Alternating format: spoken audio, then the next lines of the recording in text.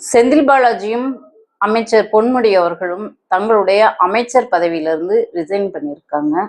இந்த ரிசைனை குறிப்பா செந்தில் பாலாஜி அவர்களுடைய ராஜினாமாவை உச்சநீதிமன்றம் அவர் அமைச்சர் பொறுப்பிலிருந்து நீக்கியதை ஏற்றுக்கொண்டோம் என்று சொல்லிட்டு அவருடைய ஜாமீன் குறித்து இதுக்கு மேல கருத்து எதுவும் தெரிவிக்க விரும்பவில்லை என்று இனிமே அவருக்கு கைது பற்றிய அச்சம் இல்லை என்ற அளவுல இன்னைக்கு உச்சநீதிமன்றம் பேசியிருக்காங்க. இந்த அமைச்சரவை நீக்கம் குறித்தும் இது ஏன் செந்தில் பாலாஜிக்கும் பொன்முடிக்கும் மட்டும் இப்படி ஒரு நெருக்கடி அமைச்சரவை நீக்கியது சரியான முறையில தான் உச்சநீதிமன்றம் தீர்ப்புகளை வழங்கியிருக்கா, இதே போன்றுதான் மற்ற கட்சியில் இருக்கக்கூடிய கட்சிக்காரர்களுக்கும் உச்சநீதிமன்றம் தீர்ப்பு வழங்குகிறதா, இன்னும் இது போன்ற பல்வேறு கேள்விகளுக்கு விடை சொல்லிதான் பதில் சொல்லிதான் இந்த காணொளியில நம்ம பார்க்க போறோம். காணொளிக்குள்ள போறதுக்கு முன்னாடி நம்ம திராவிட பேச்சரங்க சேனலை சப்ஸ்கிரைப் பண்ணிக்கோங்க. நல்லது, வணக்கம். செந்தில் பாலாஜி அவர்களுடைய வழக்கறிஞர் கபில் சிபல் அவர் ராஜினாமா செஞ்சிட்டாரு என்ற அந்த பதில் அறிக்கையை உச்சநீதிமன்றத்துல தாக்கல் பண்ணியிருக்காங்க. அதை ஏற்றுக்கொண்ட நீதிபதிகள் நாங்க ஏற்றுக்கொள்கிறோம், அவர் ராஜினாமா செஞ்சிட்டாரு என்பதை ஏற்றுக்கொள்கிறோம், அதனால இனிமே இந்த ஜாமீன் குறித்து கருத்து எதுவும் புதுசா தெரிவிக்க வேண்டியது இல்லை, ஏற்கனவே இதுக்காக போட்ட கண்டிஷன்கள் தான், அதை ஃபாலோ பண்ணா போதும் என்று சொல்லி நீதிபதிகள் சொல்லிட்டாங்க. இது போன்ற தீர்ப்பு வெளிப்படையா பார்க்கும்போது பொதுவான ஒரு மக்கள் அரசியல் பத்தி இதுவரைக்கும் தெரிஞ்சுக்காதவங்க சரி அவங்க தப்பு பண்ணாங்க, அதனால நீதிபதிகள் ராஜினாமா பண்ண சொல்லி கேட்டுக்கிட்டாங்க, நியாயம்தான், திமுக அமைச்சருக்கு தண்டனை கொடுத்தது சரிதான் என்று சொல்லி எதிர்கட்சிகள்லாம் எக்கத்தாளம் போட்டுக்கிட்டு கொண்டாடிட்டு இருப்பாங்க. ஏன் அண்ணன் செந்தில் பாலாஜி மட்டும் குறி வைக்கப்படுகிறார், ஏன் அவரை மட்டும் தொடர்ந்து இது மாதிரி வழக்குகளை தொடுத்து அவரை இந்த வழக்கு என்பது அதிமுக ஆட்சியில போடப்பட்டது, அம்மையார் ஜெயலலிதா அம்மையார் இருந்தப்போ அப்போதான் அவர் போக்குவரத்து துறை அமைச்சராக இருந்து அப்ப போடப்பட்ட வழக்கு, எடப்பாடி அவர்களால் போடப்பட்ட வழக்கு. இப்ப அந்த வழக்கை எடுத்துக்கிட்டு நீதிமன்றங்கள் அவருக்கு தீர்ப்பு வழங்கியிருக்காங்க. இந்த நியாயங்கள், இது போன்ற தீர்ப்புகள் எல்லா மற்ற அரசியல் கட்சி தலைவர்களுக்கும் இது போல உச்ச நீதிமன்றங்கள் கேக்குதா?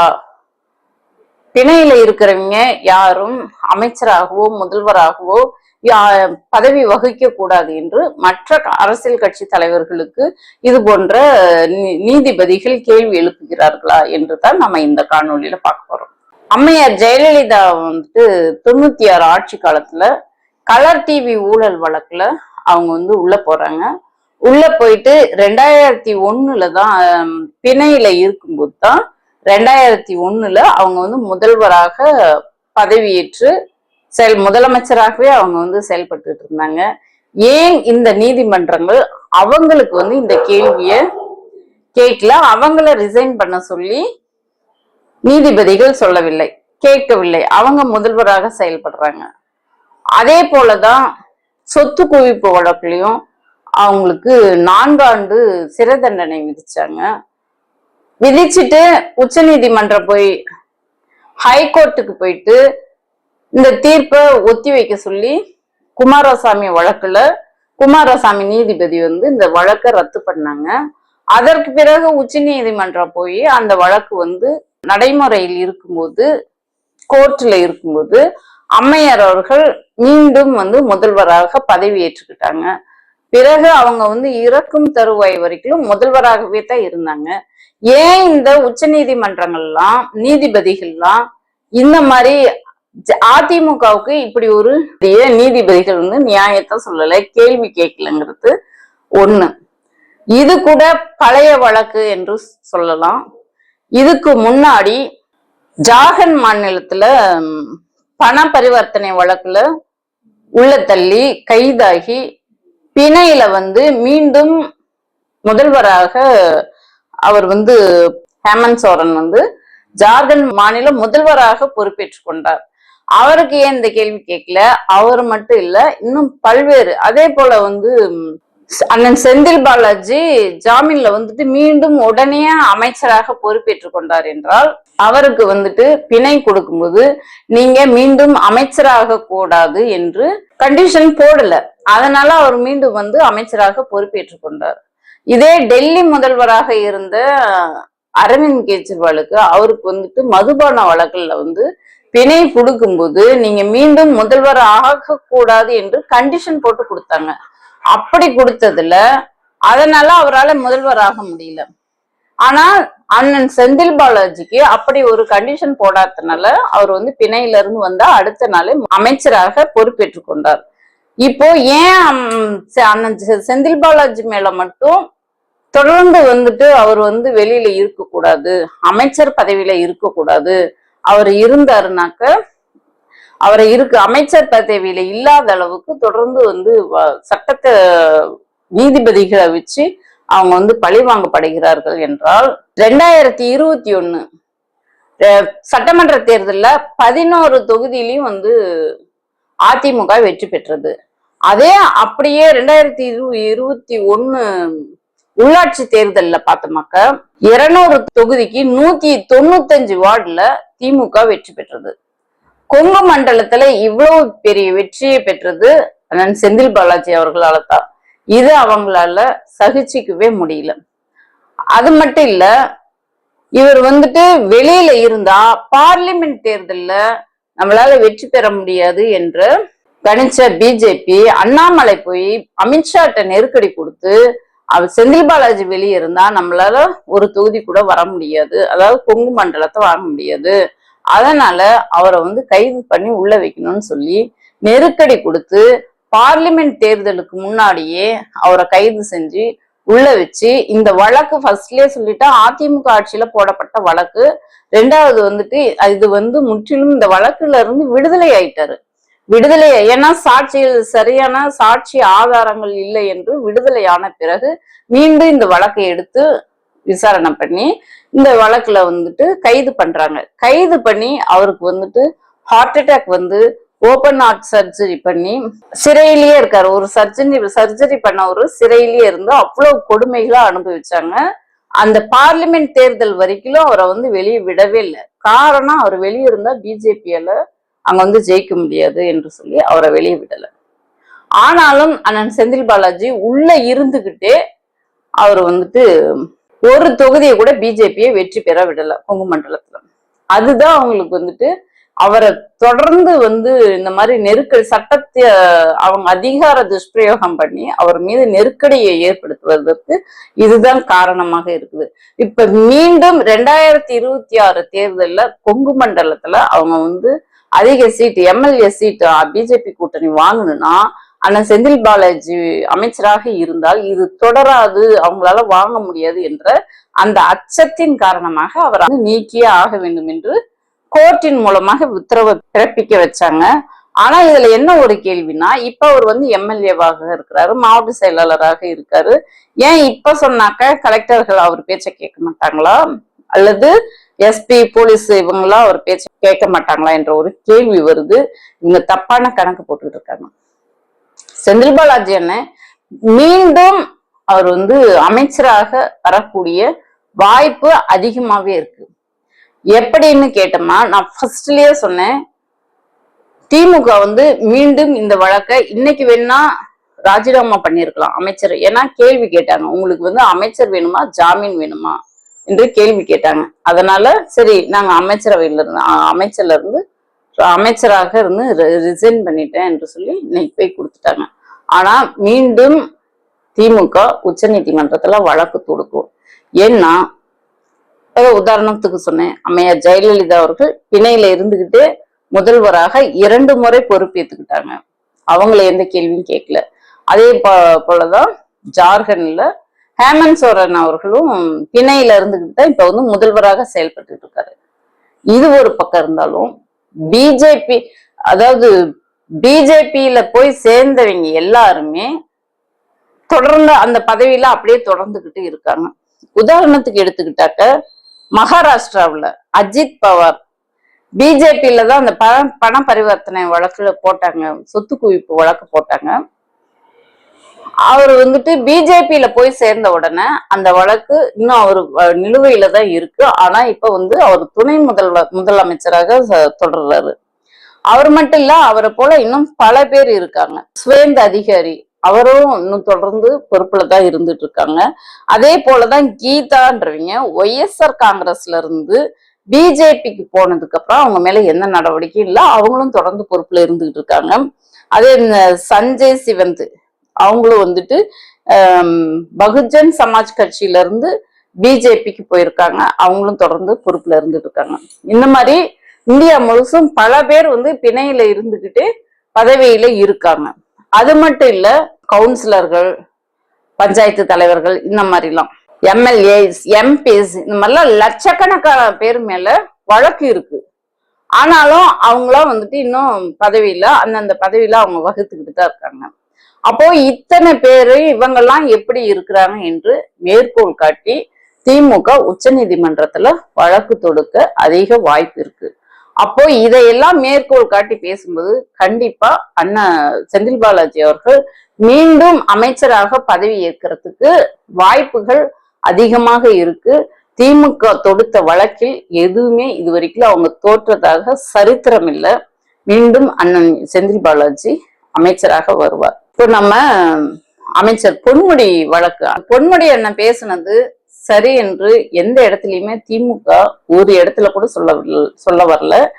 யாருமே கோரிக்கை வைப்பதற்கு முன்னாடியே, அதாவது கட்சிக்காரர்களான எங்களுக்கு கூட தெரிவது, அரசியல்வாதிகளுக்கு கூட அவர் என்ன பேசினார், ஏது பேசினார் என்று தெரிவதற்கு முன்பே அவருடைய துணை பொதுச் செயலாளர் பதவி பறிக்கப்பட்டது. பறிச்சு திருச்சி சிவா அண்ணனுக்கு துணை பொதுச் செயலாளர் கொடுத்திருக்காங்க. ஆனாலும் அமைச்சரவையை ஏன் இன்னும் அமைச்சரவையில இருந்து நீடிக்கிறார் என்று ஹைகோர்ட் கேள்வி கேட்டது. அவங்க கேள்வி கேட்டதுக்கு இணங்க அந்த அமைச்சரவை பொறுப்புல இருந்தும் அண்ணன் பொன்முடி அவர்கள் வந்து இன்னைக்கு வந்து அதையும் வந்து ரிசைன் பண்ணிட்டு மேலும் வந்து ஒரு 4 பேத்துக்கு அந்த பொறுப்பை கொடுத்திருக்காங்க, பகிர்ந்து கொடுத்திருக்காங்க. புதுசாக வந்து அமைச்சர் மனோஜ் தங்கராஜ் அவர்கள் பொறுப்பேற்றுக்கிட்டாங்க. இவருக்கு செந்தில் பாலாஜி அண்ணங்கிட்ட இருந்ததையும் பொன்முடி அண்ணங்கிட்ட இருந்த அந்த பொறுப்புகளை சிவசங்கரன் அமைச்சருக்கும், முத்துசாமி அமைச்சருக்கும், ராஜன் கண்ணப்பா அமைச்சருக்கும் பகிர்ந்து கொடுத்திருக்காங்க. அந்த பொறுப்புகளை பகிர்ந்து கொடுத்து அவங்க தொடர்ந்து அமைச்சராக செயல்படுவாங்க. இப்ப பொன்முடி அண்ணன் மேல எடுத்த வழக்கு நடவடிக்கை குறித்து ஏன் ஹைகோர்ட் வந்து இவரை மட்டும் ஏன் ராஜினாமா பண்ணல என்று கேட்டாங்க அப்படின்றதுக்கு வருவோம். அது வந்து நியாயமான கேள்வியாக கூட வச்சுக்கலாம். அவர் வந்துட்டு பெண்கள் குறித்து, மதம் குறித்து பேசினாரு, அதனால அவர் வந்து அமைச்சராக தொடரக்கூடாதுன்னு சொன்னாங்க. இந்த நியாயம் எல்லா தலைவர்களுக்கும், மற்ற கட்சி தலைவர்களுக்கும் இந்த நியாயம், இந்த தீர்ப்பு, இது மாதிரி நீதிபதிகள் இந்த மாதிரி கேள்வி வினாக்களை எழுப்புகிறார்களா, கைது பண்ண சொல்லி கேள்வி கேட்கிறார்களா என்று நாம பார்க்கணும். இப்போ உதாரணத்துக்கு அதிமுகவுல ஒரு பெண், அண்ணன் பொன்முடி அண்ணன் பேசினது சரின்னு சொல்லி யாருமே எந்த இடத்துலயும் வாதாடல. உடனே அது உண்டு, அவருடைய பொறுப்புகளை பறிச்சுட்டாங்க. ஆனாலும் அவர் பேசின பேச்சால பெண்கள் மனசு புண்பட்டதுதான், அதை யாரும் மாற்றவில்லை. எனக்கு கூட மனசு புண்பட்டது, இதுல மாற்று கருத்து எதுவுமே இல்லை. ஆனால் அதிமுகவுல இருக்கிற ஜெயக்குமார் அவர்களால் இன்னைக்கு ஒரு குழந்தை அப்பா யாருன்னே தெரியாம இருக்கு. அந்த பெண் வாழ்க்கை இழந்திருக்காங்க. அதை பத்தி எந்த நீதிமன்றமாவது அவர் தொடர்ந்து அமைச்சராகவே தான் இருந்து செயல்பட்டாரு. அதை பத்தி யாரும், எந்த பிஜேபியோ மற்ற கட்சிகளோ யாரும் கேள்வி கேட்கவே இல்லை. எந்த நீதிமன்றங்களும் கேள்வி கேட்கல. நீதி அனைவருக்கும் சமமானதாகத்தான் இருக்கணும். ஏன் ஒரு கட்சிக்கு ஒரு மாதிரியும் இன்னொரு கட்சிக்கு ஒரு மாதிரியும் இருக்கிறது என்பதுதான் என்னுடைய கேள்வி. அதே போல பிஜேபி அந்த ஒலிம்பிக்ல தங்க பதக்கம் வென்ற அந்த பொண்ணுங்க தன்னை பாலியல் துன்புறுத்தல் பண்ண ஒரு பிஜேபியோட எம்பி அந்த பிரிட்ஜ் பூஷன் என்பவர் பல முறை வன்புணர்வுகள் செஞ்சிருக்காங்க, எங்களை வந்து பாலியல் ரீதியா சென்றாங்க என்று சொல்லி அந்த பிரிட்ஜ் பூஷன் மேல வழக்கு போட சொல்லி எஃப்ஐஆர் ஃபைல் பண்ண சொல்லி அந்த பொண்ணுங்க நடு ரோட்ல உட்கார்ந்துக்கிட்டு கதறுதுங்க. இந்த மாதிரிலாம் எங்க மன உளைச்சல் ஆகுது. ஒரு ஒலிம்பிக் நாட்டுக்காக நாங்க வந்து விளையாண்டு தங்க பதக்கம் வென்ற பிள்ளைங்கள நடு ரோட்ல நின்று போராட வச்சாங்க இந்த பிஜேபி அரசாங்கம். அப்பெல்லாம் ஏன் அவர் மேல எஃப்ஐஆர் ஃபைல் பண்றதுக்கு அவ்வளவு பெரிய ஒரு போராட்டத்தை நடத்தினாங்க. அவங்க வாங்கின அந்த கோல்டு மெடல் எல்லாம் போயிட்டு கங்கை நதியில போய் போடுறன்ட்டு அந்த அளவுக்கு போயிட்டாங்க. அதுல ஒரு பொண்ணு வந்து நான் இனிமே விளையாடவே இல்லை, இந்த போட்டியில இருந்து விலகிக்கிறேன்னு சொல்லிட்டு வந்துட்டு அந்த பொண்ணு இப்ப அரசியல்வாதியாவே ஆயிடுச்சு. காங்கிரஸ்ல நின்று வெற்றி பெற்றிருக்கு எம்பியாக. இந்த மாதிரி அந்த பிரிட்ஜ் பூஷன் மேல வழக்கு தான் பதிவு பண்ணாங்களே ஒழிய, அதுவும் போராடி ரோட்ல நின்று போராடின பிறகு வழக்கு தான் பதிவு பண்ணாங்களே ஒழிய அந்த ஆள் மேல ஒரு நடவடிக்கையும் எடுக்கப்படல. அந்த ஆள் யார கைய காட்டினாங்களோ அவங்கதான் மீண்டும் அந்த விளையாட்டுத்துறை அந்த பொறுப்புக்கு மீண்டும் அமர்த்தப்பட்டாரு. அதே போல இதே மாதிரி பல்வேறு வழக்குகளை நம்ம சொல்லலாம். மணிப்பூர்ல அவ்வளவு பெரிய கலவரம் நடக்குது. அந்த 2 பெண்கள் நிர்வாணப்படுத்தினாங்க, பெண்களை கேவலப்படுத்தினாங்க, பல நூற்றுக்கணக்கான பேர் வந்து அங்க கொல்லப்பட்டிருக்காங்க, வன்முறைகள் ஏவப்பட்டிருக்கு, சர்ச்சைகள் இடிக்கப்பட்டிருக்கு. அப்படி இருந்தும் அந்த முதல்வர் மேல எந்த நடவடிக்கையும் இல்லை. பல வருடம் இப்போதான் வந்து 2 மாசத்துக்கு முன்னாடிதான் அவர் மேல பல கேள்விகள் கேட்டதுக்கு அப்புறம் அவரா வந்து முன் வந்து ரிசைன் பண்ணாரு. கோர்ட்டு அவர் எந்த ஒரு கேள்வியும் கேட்கல. அப்படி இருக்கு. அதே போலதான் பில்கிஸ் பானு வழக்குலயும் அந்த குற்றவாளிகள், பில்கிஸ் பானுக்கு என்ன நடந்ததுன்னு உலகத்துக்கு எல்லாத்துக்குமே தெரியும்.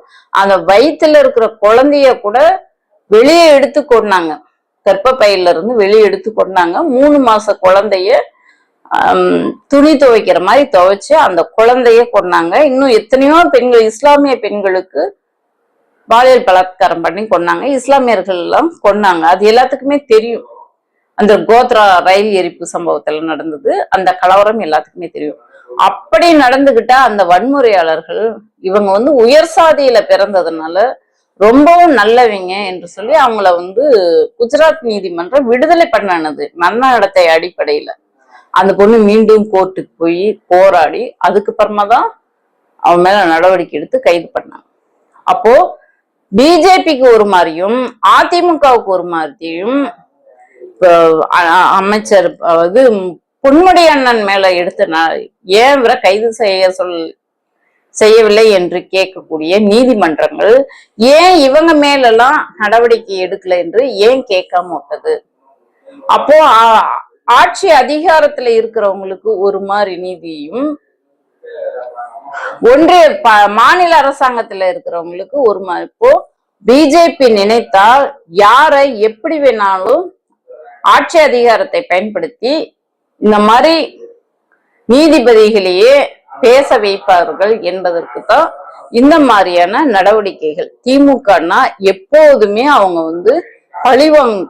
ஒன்றிய அரசாங்கத்துக்கு இந்தியாவிலேயே ஒரு சவால் விட்டு தமிழ்நாட்டுல கால் பதிக்க முடியாத ஒரு கட்சி இருக்குன்னா அது பிஜேபி தான். அவங்களுக்கு தமிழ்நாடு எப்பயுமே கண்ணுக்குள்ள விழுந்து தூசாக உறுத்தி கொண்டே இருப்பதனால் திமுகவை எப்படியாவது அழித்து விடணும், ஒழித்து விடணும், திமுக இல்லாம பண்ணிடணும், வேரோட வேறாக அவங்கள பிடுங்கி எறியணும் என்று சொல்லி தொடர்ந்து பிஜேபி அரசாங்கம் அவங்க கிட்ட இருக்கிற ஆட்சி அதிகாரத்தை பயன்படுத்தி வழக்குகளை போட்டு ஆட்சி மேல கெட்ட பேர் உண்டு பண்றதுக்கு உண்டான அனைத்து முயற்சிகளையும் பண்ணிட்டு இருக்காங்க. ஆனால் கருப்பு சிவப்பு ரத்தம் என்பது எங்களுடைய உணர்வோட கலந்தது. திமுகவோட கடைகோடி தொண்டன் இருக்கும் வரை பிஜேபியால தமிழ்நாட்டுல கால் ஊன்ற முடியாது. அதுதான் நடக்க போகுது. 2026லயும் பிஜேபி மண்ணை கவ போகுது என்பதற்கு அதை பொறுத்திருந்து மக்கள் அவங்களுக்கு வந்து மண்ணை கவரத்தை நம்ம அந்த வெற்றியும் கொண்டாட போறோம். இந்த காணொலியை பார்த்துட்டு இருக்கிறீங்க, உங்களுடைய கருத்துக்களை பகிர்ந்து ஆதரவு கொடுக்குமாறு அன்போடு கேட்டுக்கொள்கிறேன். நன்றி, வணக்கம்.